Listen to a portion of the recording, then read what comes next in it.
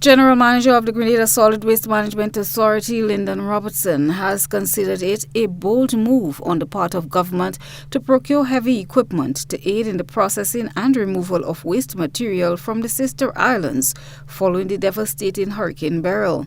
Robertson foresees the long-term use of the equipment, which amounts to approximately $3 million.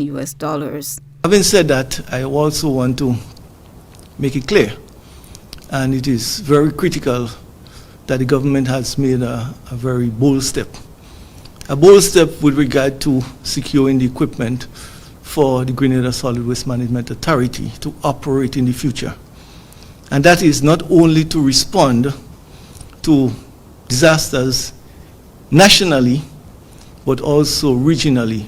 What we experience, in particular the requests from other islands that had a similar fate, we are positioning ourselves to respond with any disaster in the future with the equipment on short notice, and also to provide the services to the entire Eastern Caribbean.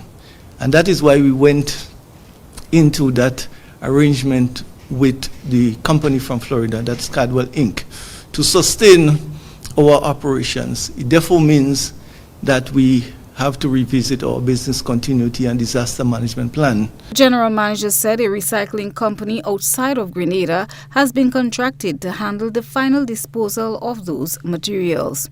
Cardwell Inc. was engaged through an agreement with Grenada Solid Waste Management Authority, brokered by the Ministry of Climate Resilience, for the final disposal of the materials that are stored at the temporary disposal site.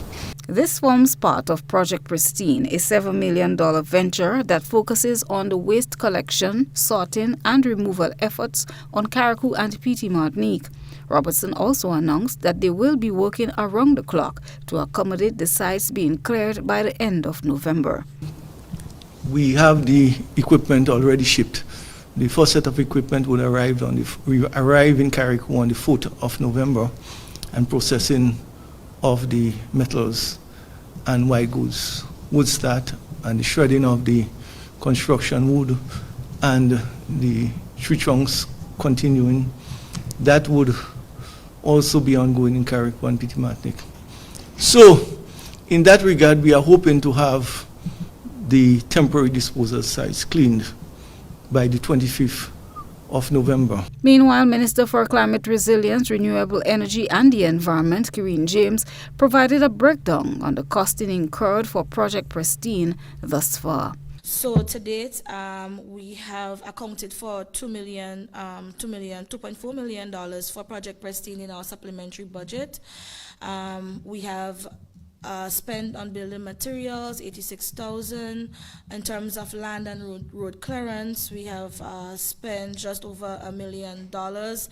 And transportation of debris and other materials, we have spent over $760,000. Christina John, GBN News.